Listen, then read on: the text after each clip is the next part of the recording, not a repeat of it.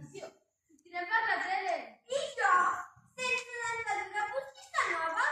Quina ràbia! Quina pot ser aquesta malaltia tan extrema? Començarà a fer un cop d'aquests caps tan quadrats, oi? Sí, doctor. No podem perdre ni un segon. Hem de posar el fil a l'agulla.